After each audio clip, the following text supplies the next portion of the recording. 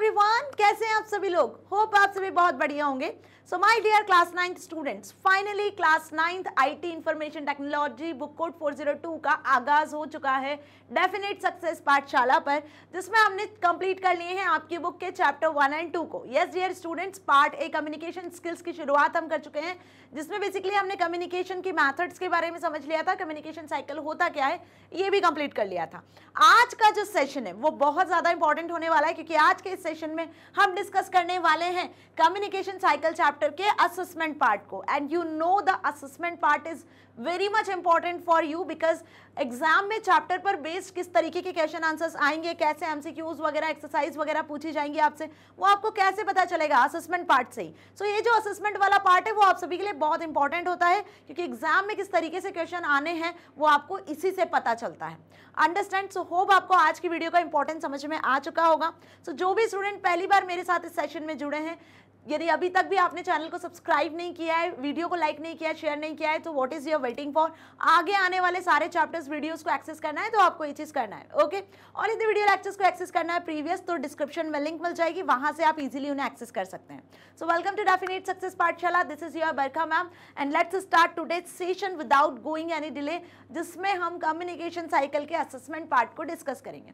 अब book open कर लो, क्योंकि बुक में आपके आंसर्स नहीं दिए हुए हैं, मतलब जो भी आपके चैप्टर के बाद में असेसमेंट पार्ट दिया होता है उसमें किसी भी असेसमेंट पार्ट में आंसर्स नहीं दिए होते हैं, और ये आपको अच्छे से पता है। तो आपको आंसर्स कहाँ से मिलेंगे? ऑब्वियस मैं ही आपको यहाँ आंसर प्रोवाइड करने वाली हूँ, तो बुक में टिक मार्क करते चलना, क्योंकि पूरे होल यूट्यूब में कहीं कोई ऐसा प्लेटफॉर्म नहीं है जहाँ पे आपको आईटी की थॉरोली पढ़ाई की करवाई जा रही हो, जिसमें हम assessment topic wise video lectures और साथ ही डीपीपीस को भी सॉल्व कर रहे हैं। अंडरस्टैंड? सो चलिए बुक कॉपीज निकाल लीजिए अपनी, और साथ ही मेरे यहाँ पे आप टिक मार्क भी करते चलना कि हम बेसिकली यहाँ पर जो भी क्वेश्चन आंसर्स डिस्कस करेंगे, जो भी एक्सरसाइज डिस्कस करेंगे, ताकि आप उसके आंसर्स भी लिख सको, और for your exam purpose it is better for you, right. चलिए, तो फर्स्ट क्वेश्चन यहाँ पे दिया हुआ है फिल इन द ब्लैंक्स।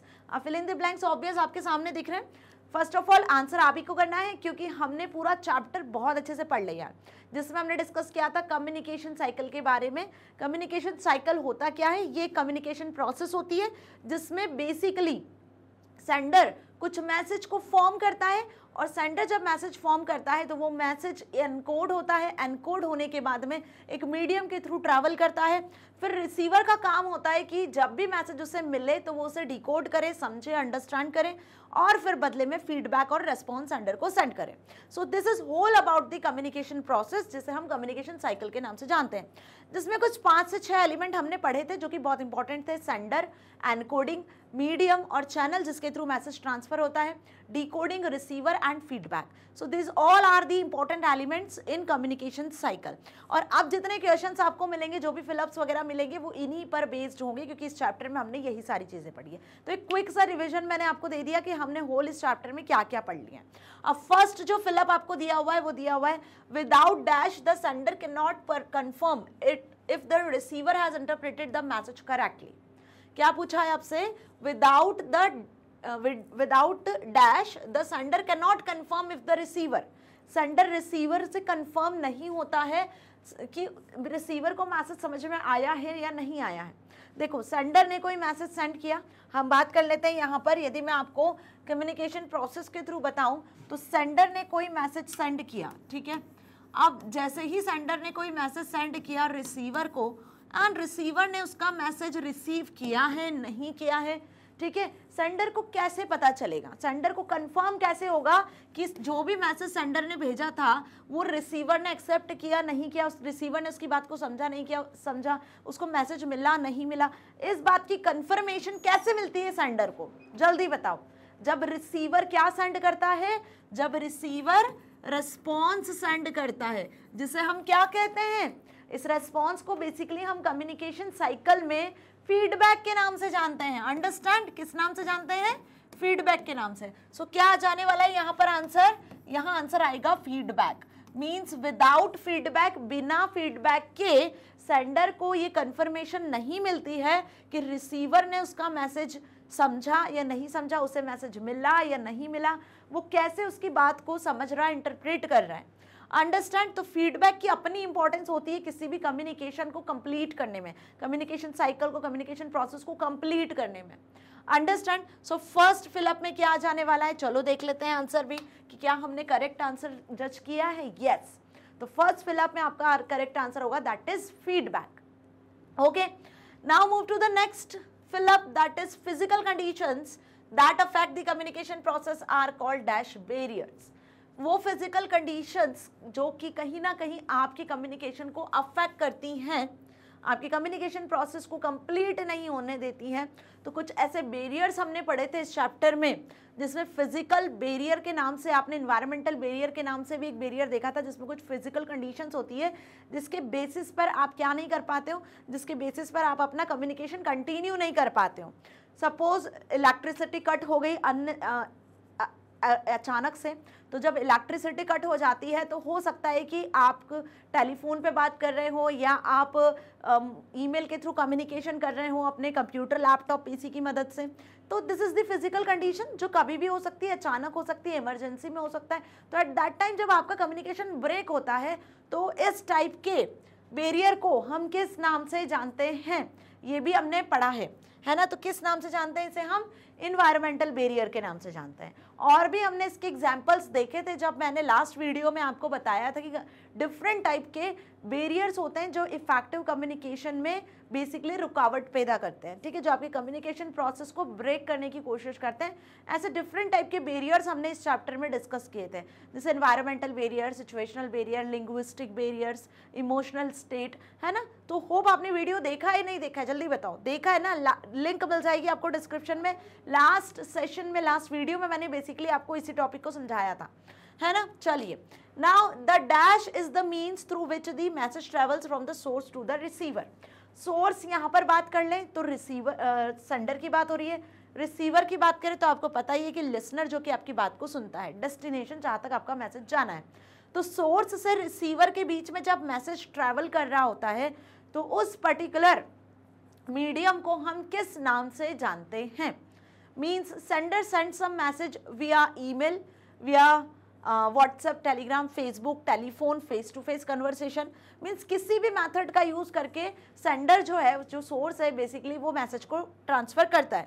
तो उस मीडियम को हम क्या बोलते हैं, उस मीडियम को हम यहाँ पर जानते हैं कम्युनिकेशन चैनल के नाम से, राइट। तो क्या होगा यहाँ पर third answer, that is communication channel. अब देखो आपकी बुक में ना फिलअप्स के नीचे हिंट दी हुई होगी, आपकी बुक में हिंट दी है, डेफिनेटली दी है, लेकिन ये मान के चलो कि ये हिंट आपको सिर्फ बुक में ही दिख रही है सो दैट यू कैन जज the answer, but in your exam there is no hint. वहाँ कोई हिंट नहीं होना है, वहाँ पे आपको ही क्वेश्चन को समझना होगा, फिलअप समझना होगा, आंसर करना होगा। और जनरली ये जो फिलअप्स है ना, ये एमसीक्यूज में भी कन्वर्ट होकर आपसे पूछे जाते हैं। तो इन फिलअप्स को ऐसा मत सोचना कि फिलअप है तो नहीं करना है, ये फिलअप आपसे क्वेश्चन फॉर्मेट में पूछ लिए जाएंगे और 4 ऑप्शन दे दिया जाएगा, तो एमसीक्यू फॉर्मेट में भी आपसे ये फिलअप पूछे जा सकते हैं। So be prepared for this. Part A से सिर्फ और सिर्फ 1 नंबर के और 2 नंबर के क्वेश्चन ही आते हैं।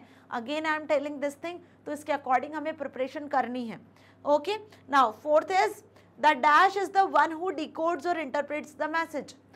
कम्युनिकेशन साइकिल और प्रोसेस में वो कौन होता है जो कि मैसेज को डिकोड करता है, इंटरप्रेट करता है। Obvious you know this thing, sender is a person who sends the message, who forms the message, and receiver is the person who decode the message, who understand the message, who interpret the message sent by the sender। तो sender का काम होता है message form करना, मतलब message को encode करना। Decode करने का काम किसका होता है, रिसीवर का होता है। और ये हमने अच्छे से समझा है कि सेंडर मैसेज फॉर्म करता है जिसे एनकोडिंग कहते हैं, और जो रिसीवर होता है वो बेसिकली मैसेज को डिकोड करता है, समझता है कि सेंडर ने क्या भेजा है, किस लैंग्वेज में भेजा है, किस मीडियम के थ्रू भेजा है, और अब उसको बदले में क्या रिस्पॉन्स करना है।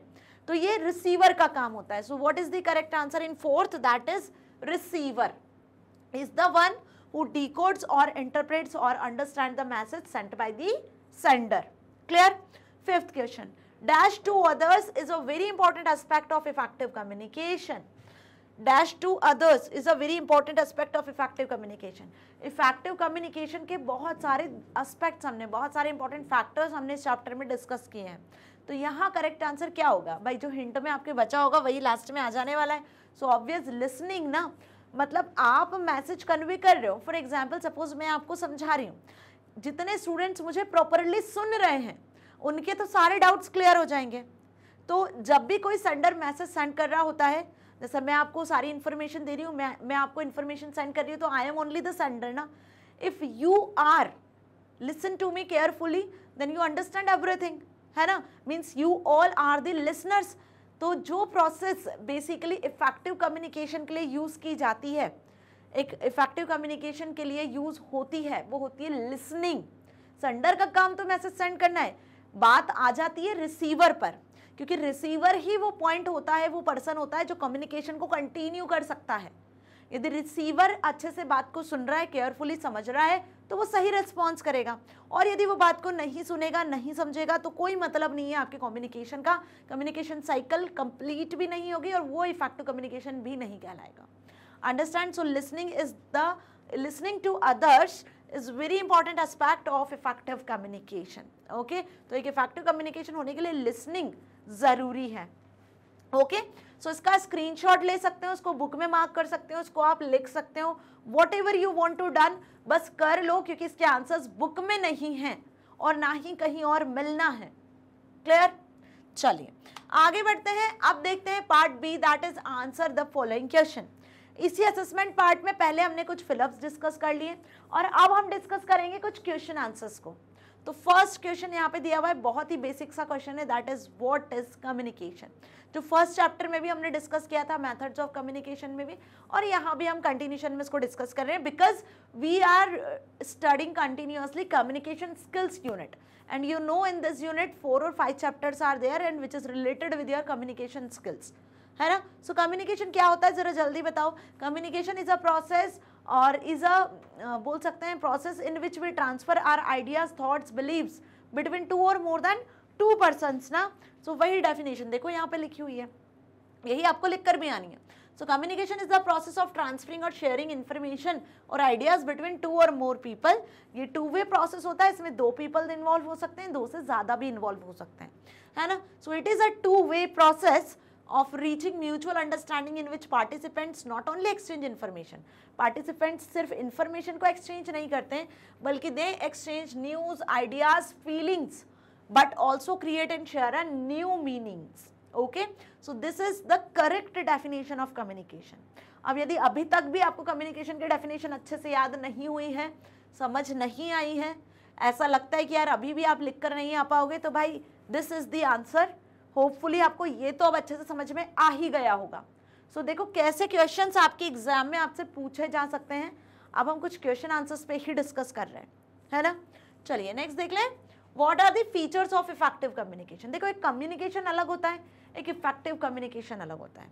कम्युनिकेशन का मतलब कि आपको बस बातचीत करनी है, आपको किसी ना किसी चीज़ को इन्फॉर्मेशन प्रोवाइड करनी है, आपने इन्फॉर्मेशन प्रोवाइड की, रिसीवर्स ने सुना नहीं सुना इट डजंट मैटर, बस आप बात कहकर अपनी चले गए। लेकिन इफेक्टिव कम्युनिकेशन क्या होगा, इफेक्टिव कम्युनिकेशन में लिसनर्स जितने भी है, रिसीवर्स जो भी है, वो आपकी बात को सुनेंगे, समझेंगे, रिस्पॉन्स सेंड करेंगे, कुछ फीडबैक सेंड करेंगे, then only we can say the communication will be effective, है ना। तो अब इस क्वेश्चन में आपको क्या बताना है कि इफेक्टिव कम्युनिकेशन के क्या फीचर्स हो सकते हैं। तो भाई देखो इफेक्टिव कम्युनिकेशन की मदद से डाउट्स क्लियर हो सकते हैं, जो भी पर्सन्स आपस में बातचीत कर रहे हैं, आइदर सेंडर और रिसीवर, उनके डाउट्स क्लियर हो सकते हैं, कि हेल्दी रिलेशनशिप एग्जिस्ट हो सकती है उनके बीच में, ठीक है, क्योंकि वो एक दूसरे की बात को समझ रहे हैं, सुन रहे हैं, है ना। So these are the features. So यहाँ पे देखो म्यूचुअल अंडरस्टैंडिंग क्रिएट हो सकती है।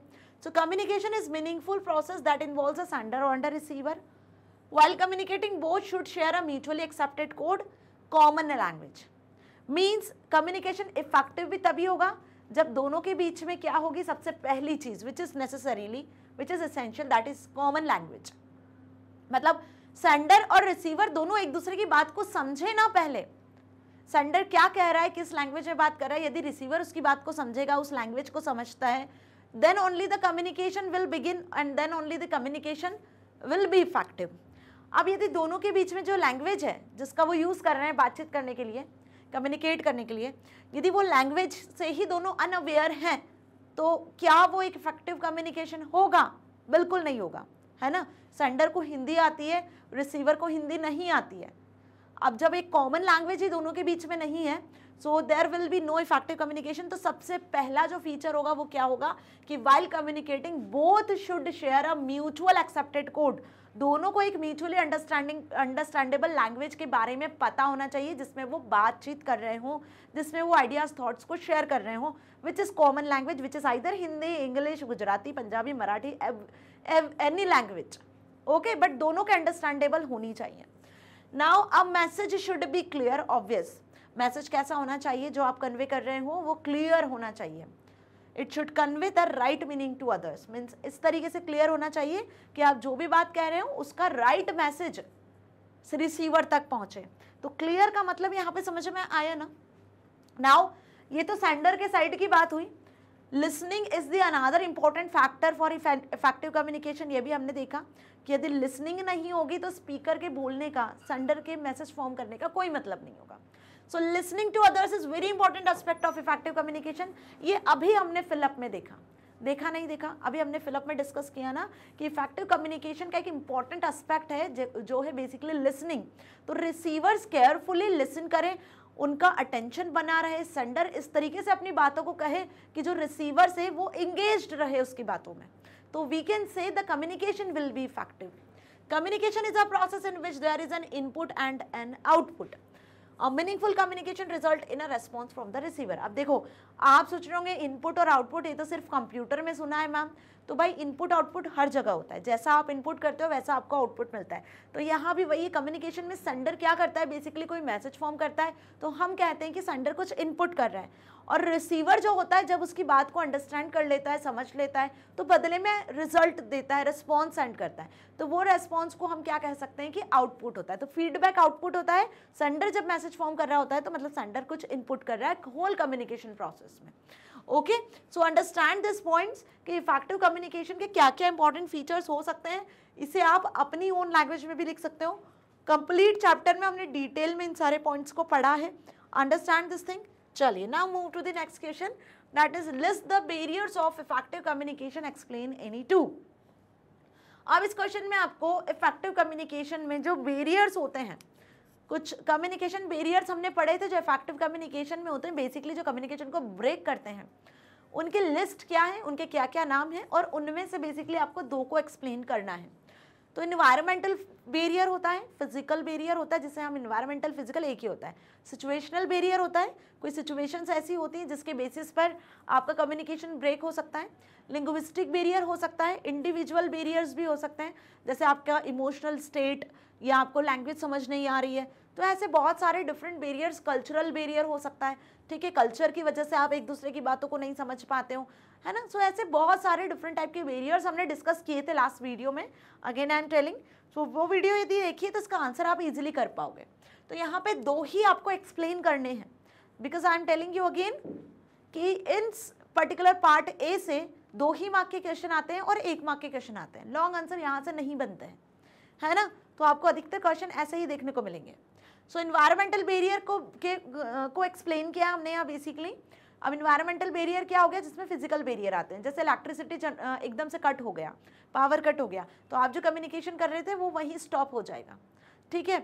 या फिर हो सकता है कि नेटवर्क फेल हो जाए और आप व्हाट्सएप पे, इंस्टा पे किसी से चैटिंग कर रहे हो, किसी के साथ कम्युनिकेट कर रहे हो, या आप वीडियो कॉन्फ्रेंसिंग का यूज़ कर रहे हो, ठीक है, तो हो सकता है कि whole network will be fail for some time, for few hours, तो आपका कम्युनिकेशन वही ब्रेक हो जाएगा। So these are called the environmental barriers, okay, physical barriers we can से।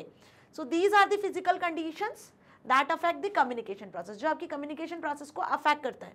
फॉर एग्जाम्पल डिफेक्टिव इंस्ट्रूमेंट्स, कुछ ऐसे इंस्ट्रूमेंट का आप यूज़ कर रहे हो कम्युनिकेशन के लिए जो डिफेक्टिव है ना। सपोज हम बात करें कि आपका मोबाइल फ़ोन जिसके थ्रू आप कम्युनिकेट कर रहे हो, या आपका टेलीफोनिक कॉल यदि आप करते हो, तो वो यदि डिफेक्टिव है तो आपका कॉल नहीं लगेगा, या आप बात करते करते आपका टेलीफोन जो है उसका कुछ प्रॉब्लम हो जाती है, या आपका मोबाइल फ़ोन आप जिस कंटिन्यूशन में कम्युनिकेशन कर रहे हो और हैंग हो जाता है, या आपका सिस्टम हैंग हो जाता है। तो ऐसे कुछ जब डिफेक्ट्स होते हैं इंस्ट्रूमेंट में जिसकी वजह से कम्युनिकेशन ब्रेक होता है, तो we can say it is environmental barrier.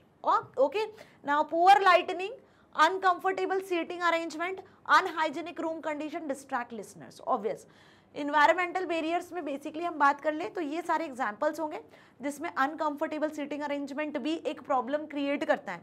आपके क्लास में कुछ बढ़िया सा सेमिनार चल रहा है, जिस सेमिनार बहुत इंटरेस्टिंग सा सेमिनार हो रहा है, लेकिन आपको जो सीटिंग अरेंजमेंट दिया गया है वो कंफर्टेबल नहीं है, तो क्या आप सेंडर की बात को सुन पाओगे अच्छे से? वो इंटरेस्टिंग सा सेमिनार है लेकिन आप कंफर्टेबल ही नहीं हो पा रहे हो, उसकी वजह से आप केयरफुली उसकी बातों को नहीं समझ पा रहे हो जो वो कम्युनिकेट करना चाह रहा है। तो ये भी बेसिकली एक एनवायरमेंटल बैरियर में ही इंक्लूड होता है। या फिर हम बोलें कि अनहाइजीनिक रूम कंडीशन, जिस रूम में आप रेगुलरली बैठते हो, काम करते हो अपना, वहाँ पे यदि सडनली कुछ बोले हम डर्टी सी स्मेल वगैरह आती है जो आपको बिल्कुल भी कंफर्टेबल फील नहीं करवाती है, तो basically this are the unhygienic conditions, that's why you can't communicate with someone, your concentration will be not there. Okay, तो हम ये सारी चीज़ें कह सकते हैं।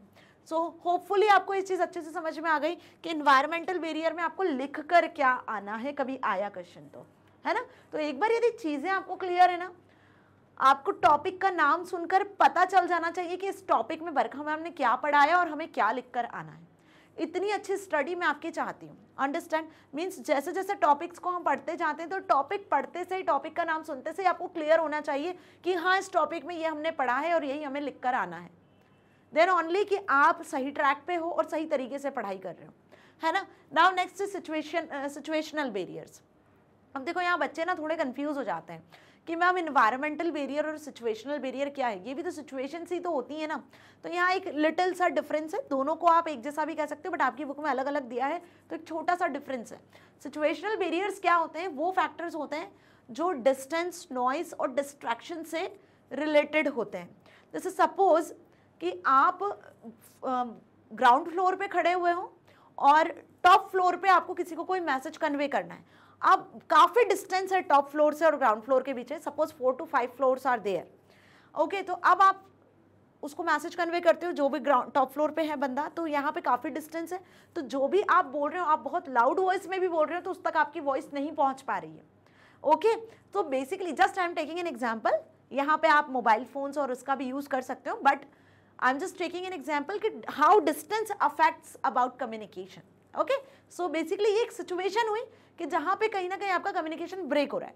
या एक कॉमन सा एग्जांपल लेती हूँ, आप अपने घर में पढ़ाई कर रहे हो, ठीक है, और आपके एग्जाम्स नियर है, बहुत नियर है आपके एग्जाम्स।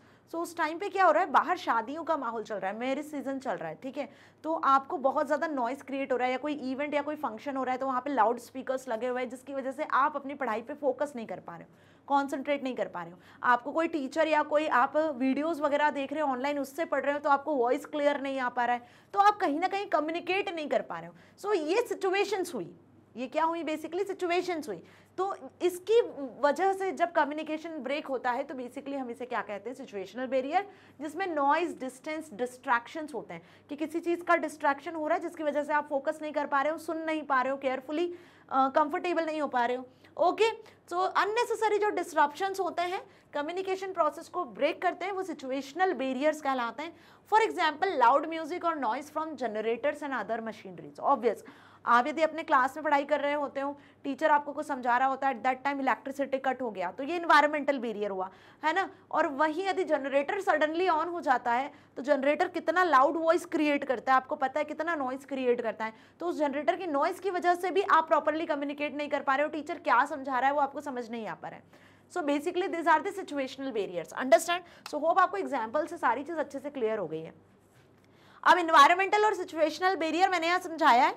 रिमेंबर वन थिंग, हमने बहुत सारे बैरियर्स पढ़े, आप कोई भी दो लिखकर आ सकते हो, ऐसा बिल्कुल भी जरूरी नहीं है कि जो दो मैंने यहाँ लिखे हुए हैं वही लिखकर आना है।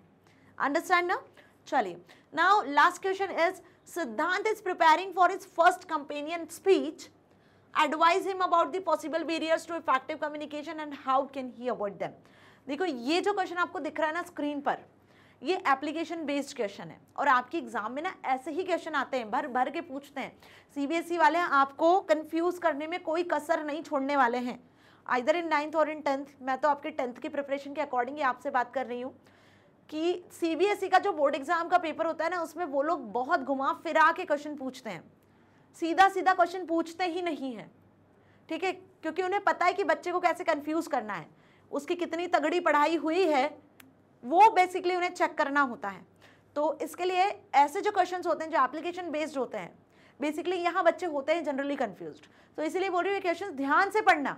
इनमें कुछ भी वो एक्स्ट्रा या कुछ नया या कुछ यूनिक नहीं पूछते हैं, वो वही पूछते हैं जो आपने पढ़ा है, बट घुमा फिरा के क्वेश्चन पूछने का उनकी आदत होती है, कुल मिला के हम बोल सकते हैं। तो इस क्वेश्चन में आपसे क्या पूछ रहे हैं, वही बैरियर्स के बारे में ही पूछा जा रहा है जो अभी हमने प्रीवियस क्वेश्चन में डिस्कस किया कि सिद्धांत is preparing first companion speech. सिद्धांत पहली बार अपना स्पीच प्रिपेयर कर रहा है। एडवाइज हिम, अब आपको उसको बताना है कि भाई वो क्या क्या पॉसिबल ऐसे बैरियर्स हो सकते हैं जो उसके फैक्टिव कम्युनिकेशन को रोक सकते हैं। मतलब जब वो स्पीच देगा तो सिद्धांत चाहता है कि उसका स्पीच इतना ज़्यादा इफेक्टिव हो कि जितने भी लिसनर से सिर्फ उसको सुने, उससे इंप्रेस होके जाए, उसकी बात को समझे, सुने, प्रॉपर फीडबैक और रिस्पॉन्स देकर जाए। ठीक है, तो अब उसका जो स्पीच है वो अच्छा हो, पावरफुल हो, तो उसमें कौन कौन से बैरियर्स हो सकते हैं, कौन कौन से बैरियर्स है जिससे उसको ओवरकम करना होगा, जिससे कि वो इफेक्टिव कम्युनिकेशन कर पाए, and how can he avoid them, in barriers को वह कैसे अवॉइड करेगा, ये आपको कुल मिला के यहाँ बताना है। तो हमने इंडिविजुअल बैरियर्स को डिस्कस किया था प्रीवियस वीडियो में, देखा है ना आपने इंडिविजुअल बैरियर्स, जिसमें इंडिविजुअल बैरियर्स में लिंग्विस्टिक बैरियर्स और भी बहुत सारे बैरियर्स को डिस्कस किया था। आपका इमोशनल स्टेट, लिंग्विस्टिक लैंग्वेज को लेकर जो प्रॉब्लम्स ऑकर होती हैं, ठीक है, मैसेज फॉर्मेशन को लेकर प्रॉब्लम्स ऑकर होती हैं। सो ये सारे हमने बैरियर्स डिस्कस किए थे इंडिविजुअल बैरियर्स में, बस वही आपको यहाँ लिख देना है और उसे ओवरकम कैसे करना है उसकी सॉल्यूशन आपको बताना है। तो देखो ये भी क्वेश्चन आपसे 2 मार्क्स में पूछा जाएगा, लेकिन मैंने यहाँ थोड़ा लेंदी आपको बताया है ताकि आप इंडिविजुअली समझ सको और जो इंपॉर्टेंट पॉइंट्स आपको यहाँ लगेंगे वो आप ऐड कर लेना आंसर में। Okay, so first is lack of clarity. Lack of clarity is the major effective, हम बोल सकते हैं मेजर बैरियर, पॉसिबल बैरियर। आप जब कुछ चीज़ें स्पीच में बोल रहे होते हैं, यदि उसमें क्लैरिटी नहीं है, वॉइस में क्लैरिटी नहीं है, आपके वर्ड्स में क्लैरिटी नहीं हो रही है, तो क्या लिसनर सुनेंगे प्रॉपरली, उनका अटेंशन बन पाएगा, क्या नहीं बन पाएगा। If you are speaking clearly, आपका वॉइस क्लियर है, आपका प्रोनाउंसिएशन क्लियर है, तो ऑब्वियस ना लिसनर इंगेज्ड होंगे और आपकी बात को कहीं ना कहीं सुनेंगे। तो इसे कैसे अवॉइड कर सकते हो, प्रैक्टिस करके, है ना। तो वही लाइन यहाँ पे लिखी हुई है, lack of clarity is the first possible barrier. If Siddhant message is unclear और एम्बिगुअस, मीन्स एम्बिगुअस का मतलब रिपीटेड, एक ही बात बार बार रिपीट करना। यदि वो अपने स्पीच में एक ही लाइन को बार बार रिपीट करेगा, क्लियरली नहीं बोलेगा, तो हिज ऑडियंस में have difficulty understanding his intentions. तो जिस इंटेंशन से वो अपनी बात समझाना चाह रहा है, उसकी ऑडियंस वो उस बात को नहीं समझ पाएंगी। सो टू अवॉइड दिस, इसे अवॉइड करने के लिए he should ensure that his speech is well structured. तो इसके लिए इसको अपना स्पीच वेल स्ट्रक्चर्ड वे में बनाना है, क्लियर इंट्रोडक्शन रखना है स्पीच का, बॉडी लैंग्वेज, कंक्लूजन, जो भी उसने स्पीच प्रिपेयर किया हुआ है वो प्रॉपर तरीके से हो, हर अच्छे तरीके से उसने वर्ड्स को, सेंटेंस को यूज़ किया हुआ हो, यूजिंग सिंपल और कॉन्साइज लैंग्वेज का यूज़ किया है, जिसकी वजह से वो क्या कर सकता है, अपने आइडियाज़ को इफेक्टिवली ऑडियंस तक पहुंचा सकता है। तो ये तो पहला पॉसिबल बैरियर हुआ, और उसको ओवरकम कैसे करना है वो भी हमने लिखा। अब आगे देखते हैं दूसरा क्या हो सकता है। नाउ पुअर डिलीवरी, अब इसका क्या मतलब हुआ, delivery encompasses factors like tone, pace and body language. Means वो किस तरीके से स्पीच दे रहा है, उसका बॉडी लैंग्वेज क्या है, प्रॉपर आई कांटेक्ट कर रहा है, नहीं कर रहा है ऑडियंस के साथ में, तो आई कांटेक्ट कैसा है, body language, body gestures, hand postures वगैरह किस तरीके के, वॉइस किस तरीके से, टोन बात करने का कैसा होगा, है ना, उसका जो पेस है ना बहुत ज़्यादा स्लो होना चाहिए ना बहुत ज़्यादा फास्ट होना चाहिए। तो this is about we can say कि इफेक्टिव यदि कम्युनिकेशन करना है तो इन सारी चीज़ों का भी हमें ध्यान रखना होगा, है ना। So Siddhant should practise his speech multiple times to become comfortable with the content and delivery. तो जो भी उसने कंटेंट लिखा है, जो भी उसने कंटेंट बनाया है जिसमें उसने क्लैरिटी रखी हुई है, तो बेसिकली उसका टोन, उस किस तरीके से वो स्पीच को डिलीवर करेगा, वो भी चीज़ परफेक्ट होनी चाहिए, जिसके लिए उसको मल्टीपल टाइम प्रैक्टिस करनी होगी। So he should maintain eye contact, देखो he should maintain eye contact to all the audience, जो भी उसके बात को सुन रहा होगा, स्पीच को सुन रहा होगा, vary his tone to keep them engaged, tone भी उसकी अप एंड डाउन हो या लाउड हो, जब उसको ज़रूरत लगे कि हाँ इस पॉइंट को उसको प्रेशर करके बताना है, प्रेशराइज करके बताना है, दिस इज़ इंपॉर्टेंट, वो चाहता है कि इस पॉइंट पे ऑडियंस फोकस करे, तो वो उसे लाउड वॉइस में बोल सकता है। तो टोन भी वेरी करती रहना चाहिए। And use gestures appropriately to emphasise key points, यदि कुछ की पॉइंट्स हैं तो वो हैंड गैस्चर्स का भी यूज़ कर सकता है ना। So this is the way जिसकी मदद से वो क्या कर सकता है, इन बैरियर्स को कम कर सकता है। तो poor delivery is the another barrier. Audience disengagement, अब ये भी एक बैरियर होता है। देखो कितना भी अच्छा स्पीकर हो, यदि वो सही तरीके से अपनी बात नहीं बता पा रहा है तो कहीं ना कहीं ऑडियंस उसकी क्या होती है, डिसएंगेज होती है। ऑडियंस को इंगेज करना अपने आप में एक बहुत बड़ा टास्क होता है, ठीक है। तो आप ऑडियंस को इंगेज कैसे कर पा रहे हो, डिसएंगेज होने से कैसे बचा पा रहे हो, ये भी आपको आना चाहिए। ये भी एक कला होती है, एक आर्ट होता है, हम बोल सकते हैं। तो Siddhant needs to capture and maintain attention of his audience throughout his speech, है ना। Throughout his speech Siddhant makes attention, है ना, ताकि जितनी भी ऑडियंस है वो उसकी स्पीच को प्रॉपर्ली सुने। सो यदि ऐसा कुछ होता है कि डिसएंगेजमेंट होता है तो उसे कैसे वो अवॉइड करेगा। To avoid this barrier he should start with compelling hook और story to grab their attention from the beginning. Incorporating relative anecdotes, statistics और examples can also help the audience interested. तो उसे अपने स्पीच की जो शुरुआत है वो ऐसी करना चाहिए, कोई स्टोरी से या कुछ पोएम से या फिर कुछ मोटिवेटेड कोट से, जिससे कि उसकी ऑडियंस उसकी तरफ अट्रैक्ट हो सके और उसकी बातों को सुन सके प्रॉपरली, है ना। आगे भी फिर वो होल स्पीच तक उनको इंगेज करके रख सके। अंडरस्टैंड। तो हमेशा हमें क्या रखना है, ऑडियंस का इंटरेस्ट बना के रखना है ना। यदि वो इंटरेस्टफुली आपकी बात को सुनेंगे तो ऑब्वियस वो अटेंटिव रहेंगे और एंगेज्ड भी रहेंगे, है ना। Now technical jargon. अब टेक्निकल जार्गन क्या होता है कि आपको बहुत ज़्यादा टफ वर्ड्स का या टेक्निकल वर्ड्स का यूज़ नहीं करना होता है। जब आप एक नॉर्मल स्पीच दे रहे हो तो भाई ऑडियंस का तो ध्यान रखो कि उनको किस लैंग्वेज में बात समझ में आनी है। तो वही बात हो गई ना, एक कॉमन लैंग्वेज का यूज़ करना है जो कि ऑडियंस को भी समझ में आए ईजिली, और ऐसे वर्ड्स का यूज़ करना है जो सिंपल हो, बहुत ज़्यादा टेक्निकल वर्ड्स ना हो, ताकि वो वर्ड्स उनके क्लियर ही ना हो तो वो उनका अटेंशन खो दे। ओके, सो टेक्निकल जार्गन का क्या मतलब हुआ, using too much technical language और industry specific jargon can alienate audience members who may not be familiar with the terms.